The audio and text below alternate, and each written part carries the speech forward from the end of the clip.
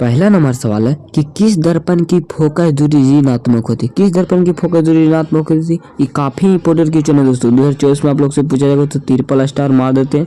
और इसको आप लोग जल्दी याद कर लिए। सभी क्वेश्चन एकदम VVI क्वेश्चन लेकर आए, तो आप लोग जल्दी सभी क्वेश्चन को याद कर लीजिएगा। एकदम 30 ऑब्जेक्टिव एकदम काफ़ी इंपॉर्टेंट क्वेश्चन है, तो आप लोग जल्दी याद कर लीजिएगा। इसका आंसर हो जाएगा अवतल हो जाएगा, अवतल दर्पण हो जाएगा। करेक्ट आंसर बी हो जाएगा। तो इससे आप लोग याद रखिएगा। और धनात्मक होता है उत्तल, तो इसे भी याद रखिएगा धनात्मक। इसे आप लोग भी याद रखिएगा, काफ़ी इंपॉर्टेंट क्वेश्चन। चलते हैं दूसरे नंबर क्वेश्चन के कि चूना जल का रासायनिक सूत्र है। चूना जल का रासायनिक सूत्र पूछा, इसका आंसर CaOH2 हो जाएगा। करेक्ट आंसर डी हो जाएगा। इससे आप लोग याद रखिएगा, काफ़ी इंपॉर्टेंट क्वेश्चन है। चलते हैं अगले नंबर सवाल को कि समान दृष्टि के लिए स्पष्ट दृष्टि की दूरी होती है, न्यूनतम दूरी क्या होती है। क्या पूछा, न्यूनतम दूरी पूछा। न्यूनतम दूरी क्या होता, तो इसका आंसर 25 सेंटीमीटर होता है। 25 सेंटीमीटर। करेक्ट आंसर बी हो जाएगा। अगर दूर बिंदु पूछेगा तो हो जाएगा अनंत। तो आप लोग याद रखिएगा, काफ़ी इंपॉर्टेंट क्वेश्चन है। चलते हैं अगले नंबर क्वेश्चन कि श्वेत प्रकाश का कौन सा रंग किसी प्रिज्म से गुजरने के पश्चात सबसे कम झुकाव होता है। सबसे कम झुकाव किसका होता है, इसका आंसर हो जाएगा लाल का होता है। करेक्ट आंसर सी हो जाए। इससे आप लोग याद रखिएगा। अगर पूछेगा सबसे अधिक झुकाव किसका होता, तो बैगनी का होता है। आप लोग इसका भी याद रखिएगा, सबसे अधिक इसका अधिक झुकाव होता है। तो इससे भी आप लोग याद रखिएगा, काफ़ी इंपॉर्टेंट क्वेश्चन है। इसे हम सब 2024 में छपने वाला प्रश्न दोस्तों, 2024 में हम छपेगा, तो आप लोग जल्दी याद कर लीजिएगा। चलते हैं अगले नंबर सवाल की ओर। अगला नंबर सवाल है कि मानव आँख की रेटिना द्वारा बनाई गई छवि होती है। क्या बनाई गई छवि क्या होती है, आप लोग जल्दी बताइए। इसका आंसर वास्तविक और उल्टा होता है। करेक्ट आंसर बी हो जाए। इसे हम याद कर लीजिए दोस्तों एकदम जल्दी। चलते हैं अगले नंबर से कि आकाश का रंग नीला प्रतीत होता है। आकाश का रंग नीला किसके द्वारा प्रतीत होता है, इसका आंसर प्रकाश के प्रकीर्णन के कारण। करेक्ट आंसर बी हो जाएगा। इससे आप लोग याद रखिएगा। एकदम सभी ट्रिपल स्टार मार देते हैं, सभी एकदम VVI क्वेश्चन है। इसमें से आप लोग का एकदम इसी में से आप लोग का छपेगा 2024 में। तो आप लोग सभी क्वेश्चन को जल्दी आप लोग रट्टा मार लीजिए। अगला नंबर सवाल कि किस दर्पण से वस्तु का प्रतिबिंब बड़ा बनता। क्या पूछा, बड़ा प्रतिबिंब बनता, तो किसका बराबर, समतल दर्पण में बनता बराबर प्रतिबिंब, बराबर प्रतिबिंब बनता। अवतल में क्या बनता, ये छोटा और बड़ा दोनों बनता है, छोटा और बड़ा दोनों बनता। तो ये क्या पूछा, बड़ा प्रतिबिंब। अवतल में उत्तल में क्या बनता है, इसमें केवल छोटा प्रतिबिंब बनता। तो कभी कभी ये भी पूछ देता कि केवल छोटा प्रतिबिंब किस में बनता, तो इसका आप लोग याद रखिएगा। तो यहाँ क्या पूछेगा, बड़ा प्रतिबिंब, तो इसका आंसर अवतल दर्पण हो जाएगा।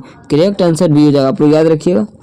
चलते हैं नंबर को, निम्नलिखित में कौन सा लेंस निकट दृष्टि दोष को ठीक करने के लिए उपयोग किया जाता है। निकट दृष्टि, निकट के लिए क्या बताया था, निकट कितने अक्षरों से लिखा हो, 3 के लिए 4, तो 3 के लिए 4 कौन सा हो जाएगा, अवतल हो जाएगा। करेक्ट आंसर सी हो जाएगा। तो इससे आप लोग याद रखिएगा। और दूर के लिए क्या पूछेगा, दूर के लिए तो हो जाएगा उत्तर हो जाएगा, दूर के लिए। इससे आप लोग याद रखिएगा। चलते हैं नंबर 9 सवाल है कि निम्नलिखित में से कौन सा उपकरण विद्युत धारा की उपस्थिति को दर्शाता है। विद्युत धारा की उपस्थिति को कौन दर्शाता है, इसका आंसर गैल्वेनोमीटर हो जाएगा। करेक्ट आंसर ये हो जाएगा। तो इससे आप लोग याद रखिएगा। चलते हैं अगले नंबर सवाल के। अगला नंबर सवाल है कि बाएं हाथ के अंगूठे के नियम को किसने प्रतिपादित किया था। किसने प्रतिपादित किया था, ये दम 2024 में पूछा जाएगा दोस्तों, एकदम 2024 में पूछा जाएगा। तो आप लोग जल्दी रट्टा मार लीजिए, नहीं याद है तो कॉपी में एक बार नोट कर लीजिए, फिर उसे याद कर लीजिएगा। इसका आंसर मैक्सवेल हो जाएगा, मैक्सवेल। करेक्ट आंसर डी हो जाएगा। इसे आप लोग याद रखिएगा। चलते हैं अगले नंबर सवाल की ओर। 11 नंबर सवाल है कि विभवांतर का ऐसा मात्रक होता है। विभवांतर का ऐसा मात्रक, क्या पूछा, विभवांतर का ऐसा मात्रक क्या, तो इसका आंसर हो जाएगा वोल्ट होता है। विभवांतर का ऐसा मात्रक क्या था, वोल्ट होता है। करेक्ट आंसर ये हो जाएगा। तो चलते हैं अगले नंबर सवाल की ओर। अगला नंबर सवाल है कि निम्नलिखित में से किस संयोजक के द्वारा प्रतिरोध का मान बढ़ता। प्रतिरोध का मान बढ़ता, तो किसमें प्रतिरोध का मान बढ़ता, इसका आंसर श्रेणी क्रम में। करेक्ट आंसर ये होगा। अगर घटता तो किसमें होगा, घटता किसमें, समांतर क्रम में। इससे आप लोग याद रखिए, काफी इंपोर्टेंट क्वेश्चन है। चलते हैं सवाल के।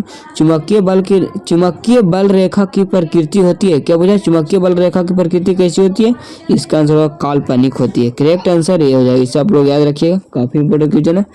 चलते हैं सवाल के। 1 किलोवाट घंटा किसके बराबर होता है। 1 किलोवाट घंटा किसके बराबर होता है, इसका आंसर आप लोग क्या याद रखें, 3.6 गुने 10 के पावर 6 जूल हो जाएगा। तीसरा आप लोग याद रखिए, काफी इंपोर्टेंट क्वेश्चन है, तीसरा आप लोग याद रखिएगा। चलते हैं अगले नंबर सवाल की ओर।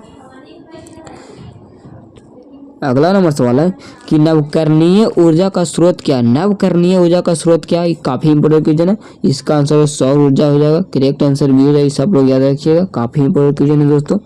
चलते हैं अगला नंबर सवाल के।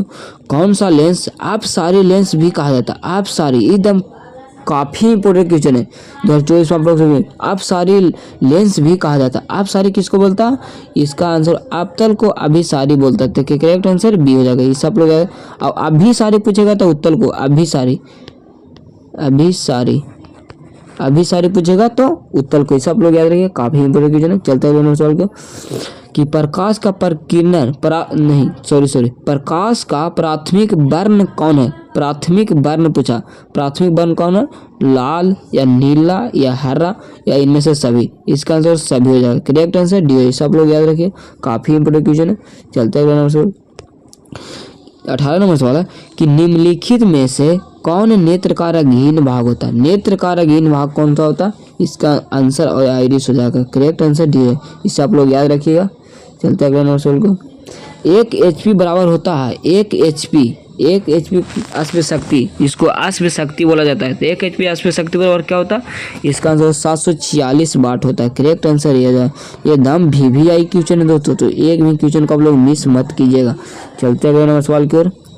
अगला नंबर सवाल है कि विशालक शीशा मैग्नीशियम ग्लास होता है, विशालक शीशा होता है, क्या होता है? इसका आंसर उत्तल लेंस होता है। करेक्ट आंसर भी हो जाएगा। और इसका सूत्र क्या होता है? आप लोग कमेंट बॉक्स में छापिएगा, कमेंट बॉक्स में तुम छाप दीजिए तो इसका सूत्र क्या होता है और इसका pH मान कितना हो ये भी छापिएगा, pH मान कितना होता है। तो चलते हैं अगले नंबर सवाल की ओर। अगला नंबर सवाल है कि जब किसी चालक तार से विद्युत धारा प्रवाहित होता है तो गतिशील कण क्या होता है? गतिशील कण क्या होता है? आप लोग जल्दी बताइए, इलेक्ट्रॉन हो जाएगा। करेक्ट आंसर डी है, इसे आप लोग याद रखिएगा, काफी इंपोर्टेंट क्वेश्चन। चलते हैं अगला नंबर सवाल। एम्पियर घंटा मात्रक है, एम्पियर घंटा किसका मात्रक है? एकदम ट्रिपल स्टार मार देते हैं, जल्दी आप लोग याद कर लिए, ट्रिपल स्टार मार दिए कि एम्पियर घंटा किसका मात्रक होता है? एम्पियर घंटा किसका? आवेश का होता है। करेक्ट आंसर बी हो जाता है।